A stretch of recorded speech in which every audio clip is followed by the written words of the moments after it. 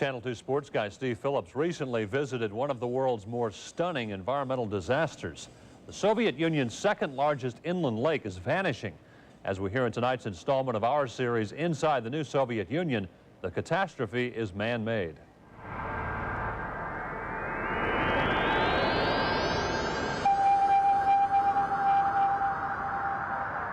The ships of the Aral Sea no longer ride its waters.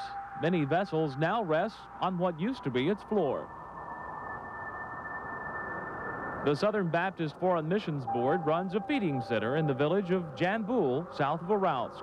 A small group of our cultural exchange was brought here, including 3 Nashvillians. We witnessed one of the world's great bodies of water literally evaporating. The Aral Sea has lost 40% of its surface area since 1960. It was like a dream looking at those boats because of the starkness of the miles and miles of sand around them. Connie Davis may call her visit to the Aral Sea a dream, but for environmentalists inside and outside the Soviet Union, it's a nightmare. The Aral Sea began drying up when the Soviet government began diverting the 2 rivers which feed it to irrigate cotton fields in the Republic of Kazakhstan.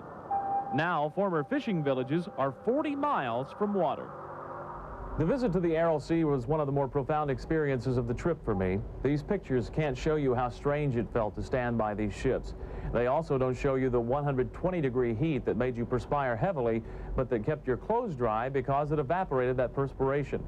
They also don't show you the salt that was in the air that stings your eyes and burns your throat. As a result of that salt, throat and lung cancer are on the rise in this part of the Soviet Union, as is the infant mortality rate.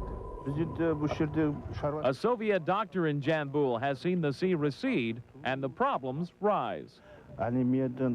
All this is the cause or the result of the ecological situation here. I just remember my childhood when I was a boy, and the boys here were quite healthy because there was sea just not far from here, and there was a fish, there was enough food and water, but nowadays we lack everything now. The Soviet government has finally admitted its irrigation policies have caused the problem, though it has no plans to discontinue diverting waters from the rivers. It insists the process is reversible, that the Aral Sea can be restored. But the Nashvillians who visited here say it may not matter. Those who have made their living by the Aral Sea will not leave easily. People in that area still look at it as their home. And I guess the terminology, when it's something's your home, you think people would be willing to very easily pack up and move somewhere else. Just from the standpoint that at home, the people are still very devoted to the area. Tomorrow night, in the conclusion of our series, we'll take a closer look at the Soviet people. Now, this was a coastal city at one point, and you said the sea is now 40 miles away from it. Yeah, yes, there used to be fishing villages. Okay? Yeah, okay. They are 40 miles now from the water.